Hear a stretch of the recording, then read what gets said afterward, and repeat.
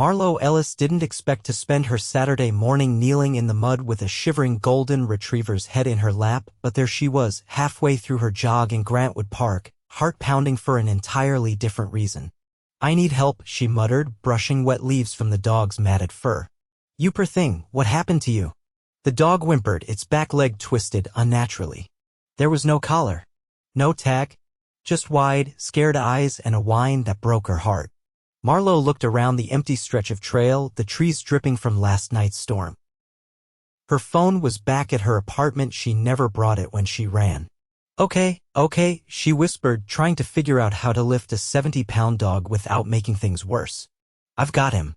The voice came from behind her, deep, calm, and completely unfamiliar. She turned, startled. A man in a dark gray hoodie jogged toward her, slowing when he saw the dog. "Is he yours?" she asked, breath-catching. He knelt beside her, pushing back his hood. He was tall, maybe mid-30s, with short dark hair and eyes the color of burnt honey. His jaw was strong, his hands surprisingly gentle as he examined the dog's leg. "No, but he needs a vet. Fast." He looked up at her. "There's a clinic a few blocks from here. I have a car just up the path." Marlowe hesitated. He saw it in her eyes instantly. "I'm not a creep," he said quickly. "You can ride in the back with him." "I'll drive." She studied him, heart still racing. "Okay." They moved fast. He took off his hoodie and used it to wrap the dog, lifting him carefully into his arms. Marlowe followed, jogging beside him as they made their way to a sleek black SUV parked under a canopy of trees. Of course he drives something like this, she thought. He opened the back door and she climbed in, cradling the dog's head. The man slid into the driver's seat and peeled out of the lot, heading toward the clinic with the kind of confidence that came from knowing exactly what he was doing. "You always rescue dogs in the park?" she asked, trying to fill the tense silence. He glanced at her in the rearview mirror. "Only on Saturdays." She smiled before she could stop herself. At the clinic, he didn't wait in the car. He carried the dog in himself, barked out instructions to the staff like he owned the place, and handed over a credit card without blinking when the receptionist asked about costs. Marlowe frowned. The card was black. No name on it. Just numbers. "I'll cover it," he said, catching her look. "Don't worry. You don't even know me." His lips curved slightly. "You're the kind of person who stops mid-run to help a dog." "I think that's enough." After the dog was taken in, they ended up on a bench outside the clinic, both still a little damp from the park. Marlowe crossed her arms, suddenly aware of how ridiculous she looked, sweaty, muddy, and probably smelling like wet leaves. "I'm Marlowe, by the way," she said, brushing her hair back. "Darian," he replied. "Darian Grant." She tilted her head. "That sounds familiar." He looked amused. "Probably not." They sat in silence for a second before she asked, "So you just happened to be jogging through the park with a luxury SUV and a black credit card?" His brow lifted. "That obvious?" She gave him a look. "I had a meeting nearby. I was early, changed in the car, figured I'd kill time with a run." "Right?" She narrowed her eyes. "What do you do?" "I run a company." He shrugged. "Tech boring stuff." Marlowe laughed. "You don't seem boring." He looked at her a little too long. "Neither do you." The vet came out a few minutes later. The dog, who they were now calling Lucky, had a dislocated hip but would recover fine. He'd need a few weeks of rest, pain meds, and someone to care for him. "I'll take him," Marlowe said instantly. "If that's okay." Darian glanced at her. "You sure?" "I work remotely. I've got the time. And I think he trusts me."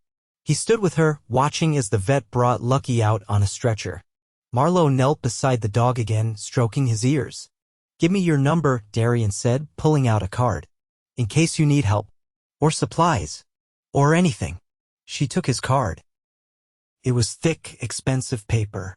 His name was embossed in silver. Darian Grant, CEO, Grant Innovations. Her heart gave a weird thump. "You're that Darian Grant?" she asked. He slid his hands into his pockets. "Guilty." Marlowe blinked. "You're on the cover of Forbes. Only once." He looked sheepish, almost like he hated the attention. "So you're a millionaire." He grinned. "Multi." She stared at him, then laughed. Of course you are. And I met you in the mud. I kind of liked the mud, he said, surprising her. They loaded Lucky into her car together. Darian helped settle him in the back seat, then turned to her. Seriously, call me if you need anything. I will. He paused. Or even if you don't. Their eyes met. The air shifted. There was something there, something that hadn't been there an hour ago when she left her apartment. I might, she said softly. He gave a nod, stepped back, and watched her drive away. Marlowe didn't look in the mirror until she hit the first red light. Her cheeks were flushed, her heart still racing, and not because of the run. She looked at Lucky. Well, she murmured. That might have been the most expensive dog rescue in history. Lucky just wagged his tail. And somewhere behind her, Darian stood in the parking lot of a vet clinic watching the taillights disappear with a strange feeling in his chest. He hadn't expected to fall for a woman in joggers, covered in leaves, kneeling over a hurt dog. But he had a very real feeling that he'd just met someone who was going to change everything. Marlowe didn't expect him to show up at her door 3 days later with a custom orthopedic dog bed balanced under one arm and a sleek, matte black bag in the other. She stood frozen in the doorway of her third-floor walk-up, socks mismatched, hair still damp from the shower, and Lucky wobbling behind her in a cone, tail thumping against the wall. I figured stairs might be a problem, Darian said, glancing down the narrow hallway. But I didn't trust shipping this. It's memory foam. That grade. She blinked. You brought a dog bed? And these. He held up the bag and stepped inside without waiting. Joint supplements, raw food, chew-safe toys, and something called Paw Balm. I may have overdone it. Marlowe moved aside, watching him stride across her living room like he'd been there before. Lucky limped toward him, tail wagging harder. You bribed him, she said. Guilty, he said, crouching to let the dog sniff his hand. He's healing fast. You didn't have to come all the way here. I had a meeting a few blocks away. Thought I'd stop by.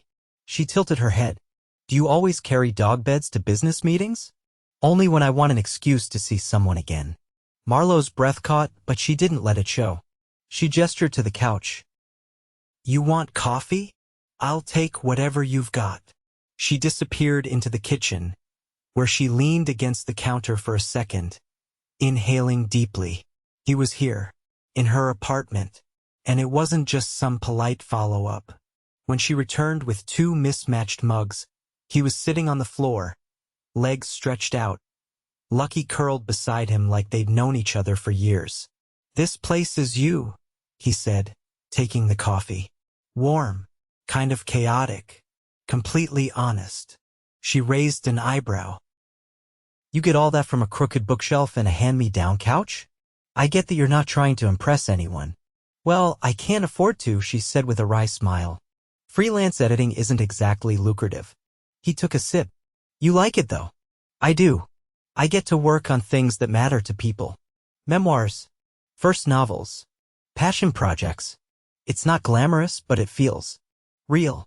He nodded as if that meant something to him. Then he looked at her a little too directly. I've been around people who chase money for the sake of it. You're not like that. She hesitated. You don't know me well enough to say that. I know you didn't hesitate when you saw a creature in pain. You acted. Most people would have walked past. Marlowe didn't know what to say to that. No one had ever said anything like it to her, not without sounding like they were trying to win points. I don't think that makes me special. It makes you rare. They fell into a quiet rhythm. She sat beside him on the floor, coffee in hand, while Lucky snored between them. The city buzzed faintly outside the windows, but the apartment felt like its own little world. So, she said finally, breaking the silence, what's it like running a company that everyone's heard of? Darian leaned back against the couch. Exhausting. Addictive. Lonely. She didn't expect that last one. He continued, quieter now. Everyone wants something. Everyone has an angle. You learn to watch for it. Is that what you were doing with me? She asked, not accusing, just curious. Honestly, he looked at her. I was waiting to see if you'd ask for something. Her eyebrows lifted. And? You asked if the dog was mine. That's all. Marlowe finished her coffee. Well, I'm not about to ask you to fund my editing career. Too bad, he said lightly. I was hoping to invest. She laughed. I don't think there's a market return on comma placement.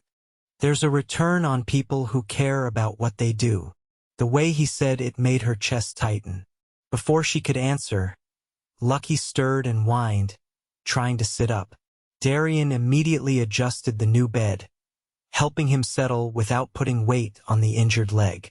Marlowe watched him, something catching in her throat. You're good with him. I grew up with dogs, he said.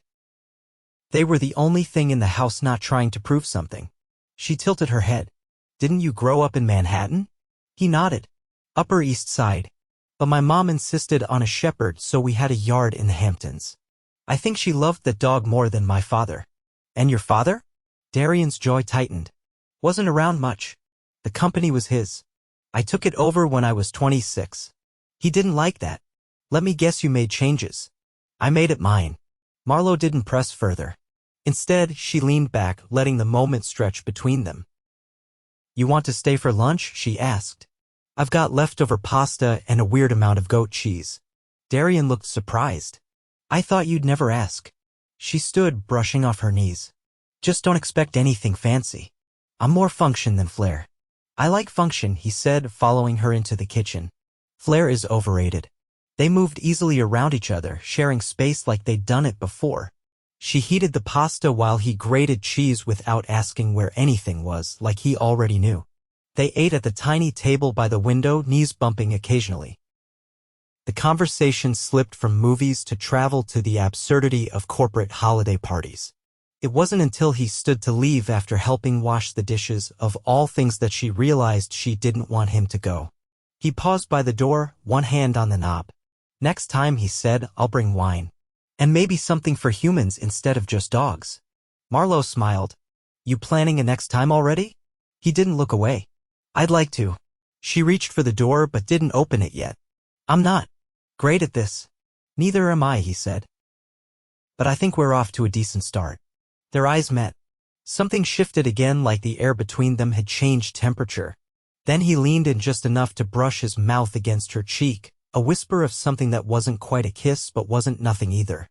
See you soon, Marlowe. And just like that, he was gone.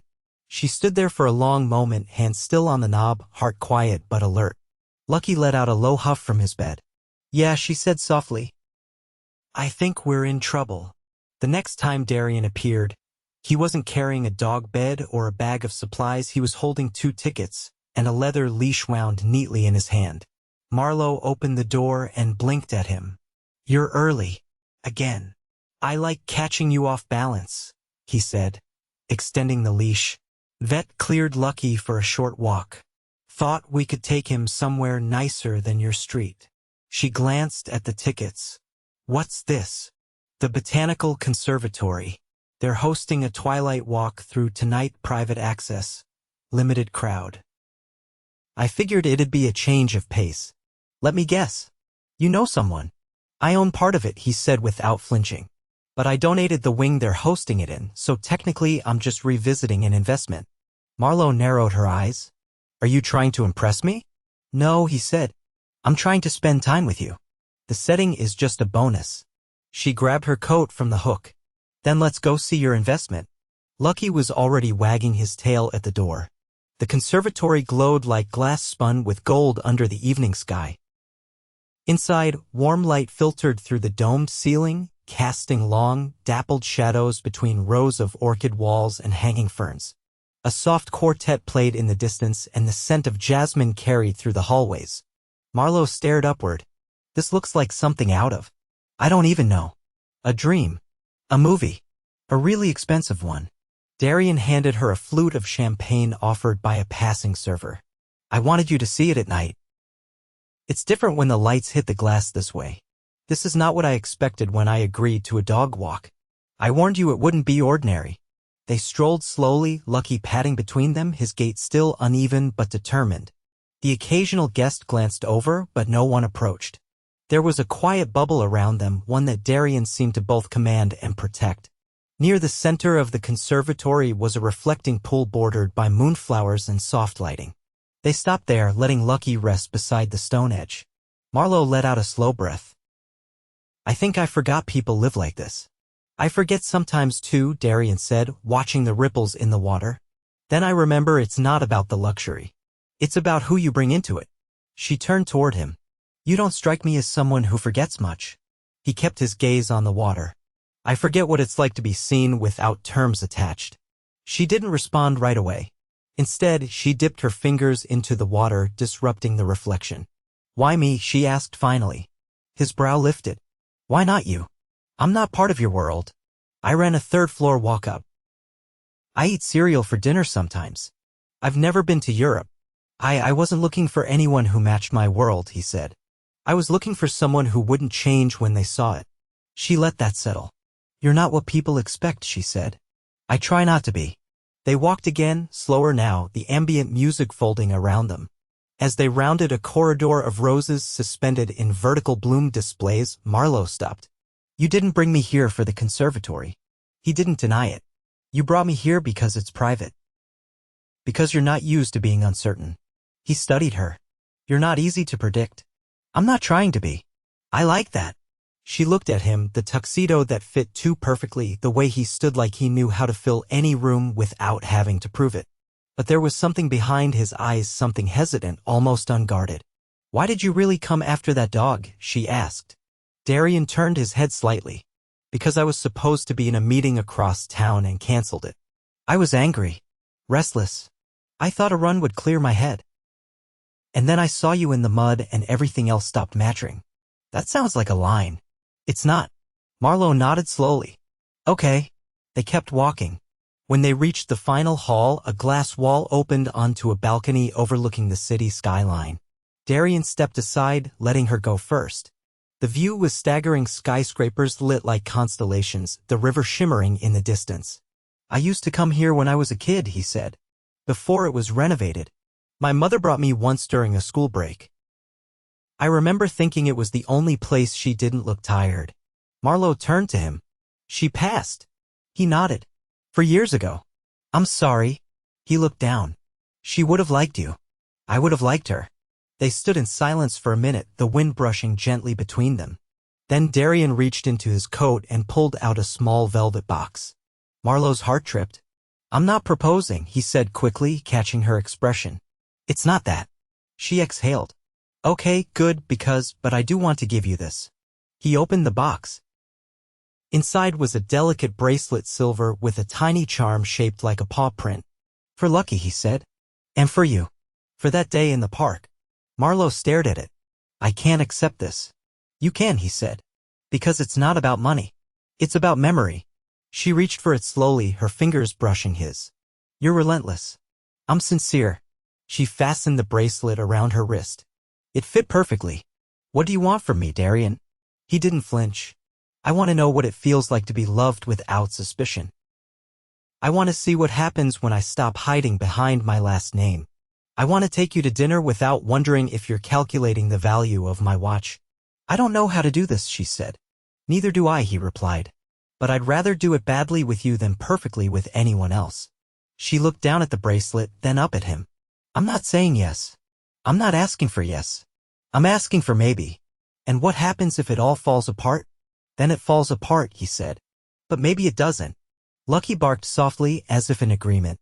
Marlowe reached for his hand. Let's find out. He laced his fingers through hers. And for the first time in years, Darian Grant didn't feel like he was standing in someone else's life. He felt like he was finally living his own. Marlowe stood at the edge of the rooftop garden, the city lights stretching out beneath her like a sea of fireflies. The air was warm with the promise of summer, scented faintly by the honeysuckle climbing the trellises around her. She ran her fingers along the railing, grounding herself. The bracelet on her wrist caught the light, subtle, but unmistakably there.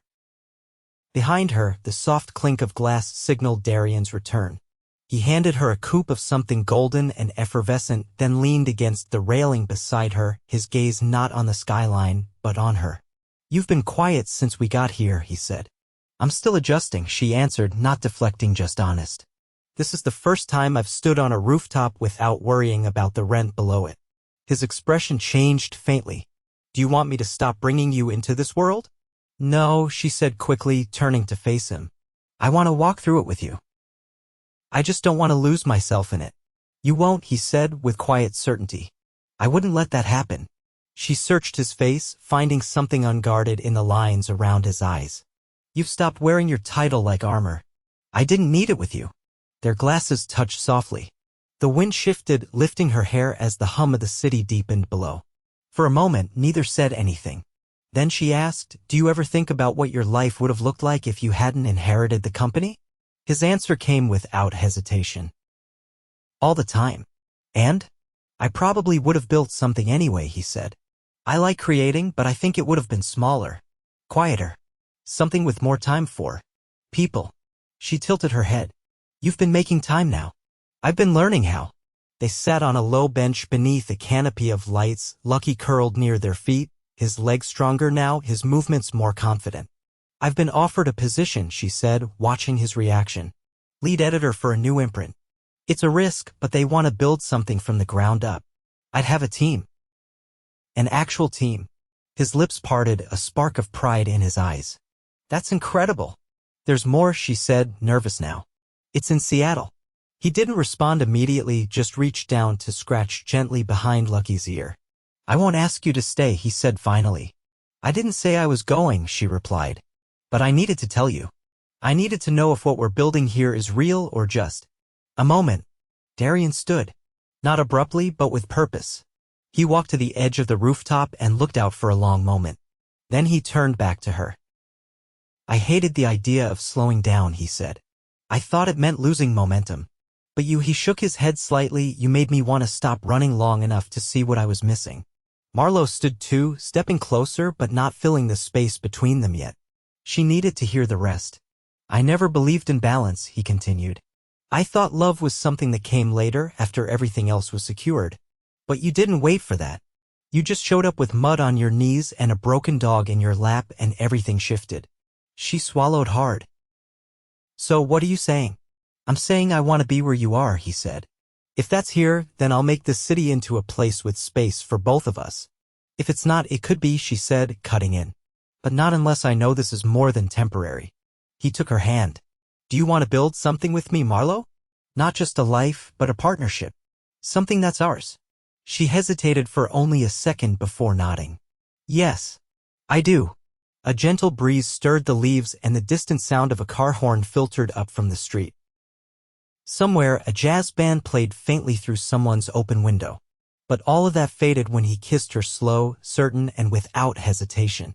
It wasn't a kiss of grand promises or dramatic declarations. It was quiet, steady, complete. When they parted, she rested her forehead against his. Seattle's just a city. We can be anywhere as long as we're grounded together. I like the sound of that, he murmured.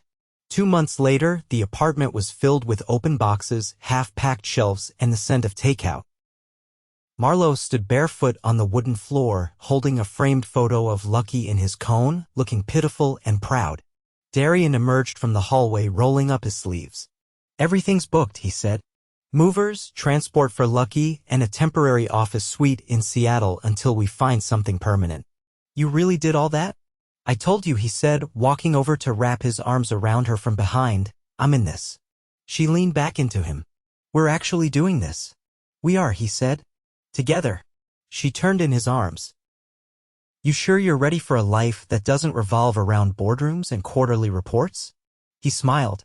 I'm ready for a life that starts and ends with you. The house they found overlooked a quiet inlet surrounded by trees that turned amber in the fall. The porch creaked slightly when they stepped onto it, and there was a swing that Marlowe insisted on keeping even though it was lopsided.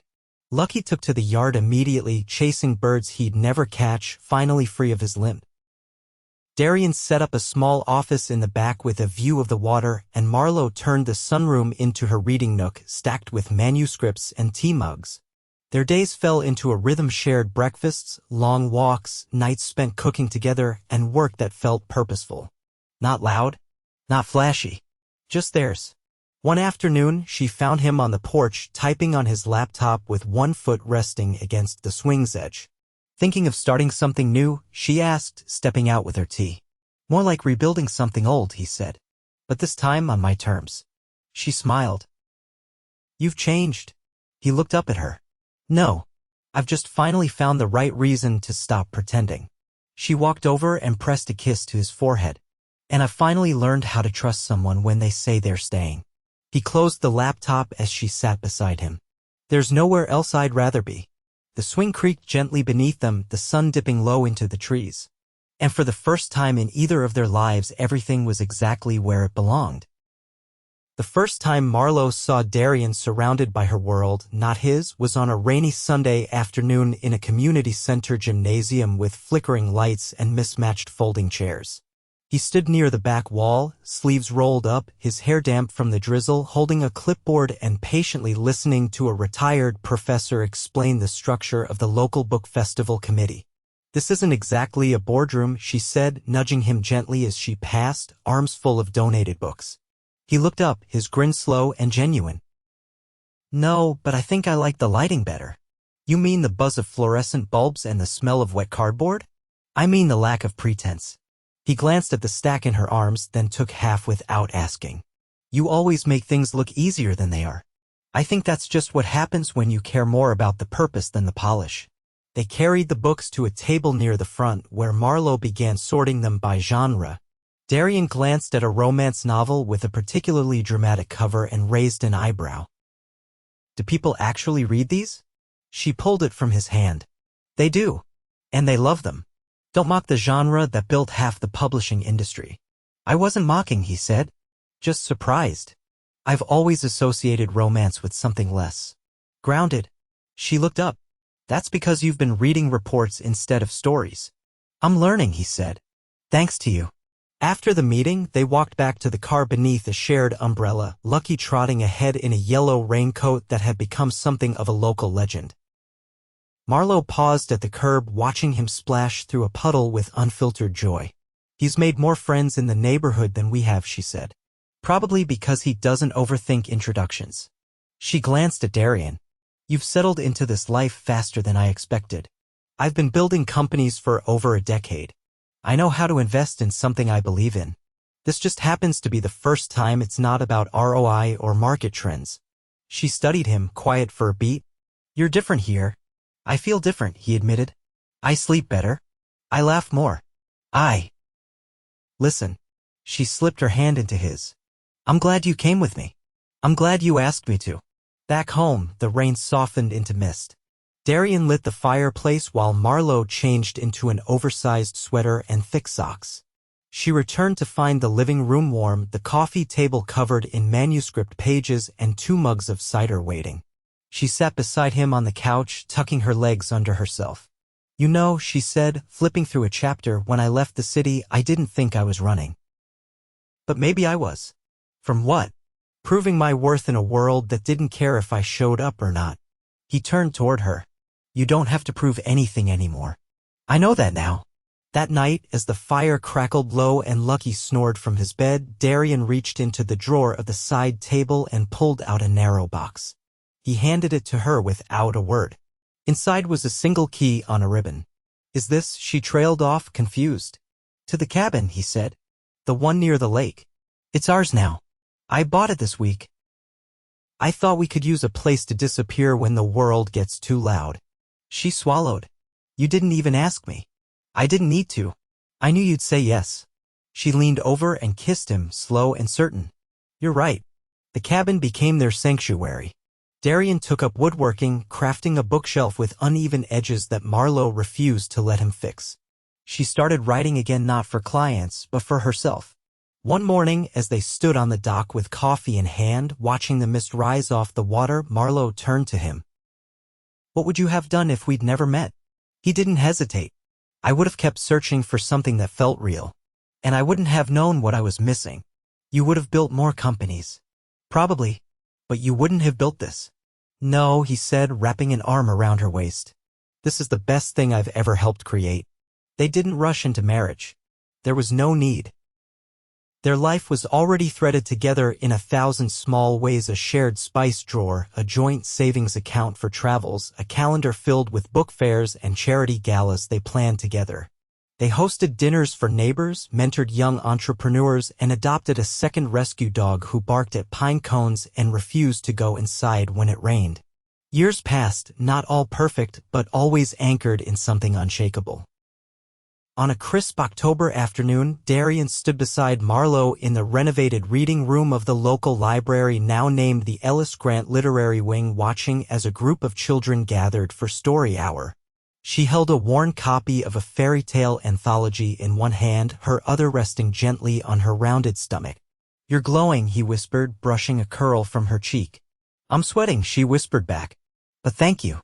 The librarian cued the music and the room fell silent. Marlowe opened the book and began to read, her voice soft but sure. Darian sat in the back, one hand on Lucky's head, the other resting on the empty seat beside him, saved for the future. And as her words filled the room, echoing off walls built by intention and love, he knew without doubt that every twist in his life had led him here. Not to the fame, not to the fortune, but to her. And that was the happiest ending he could have imagined.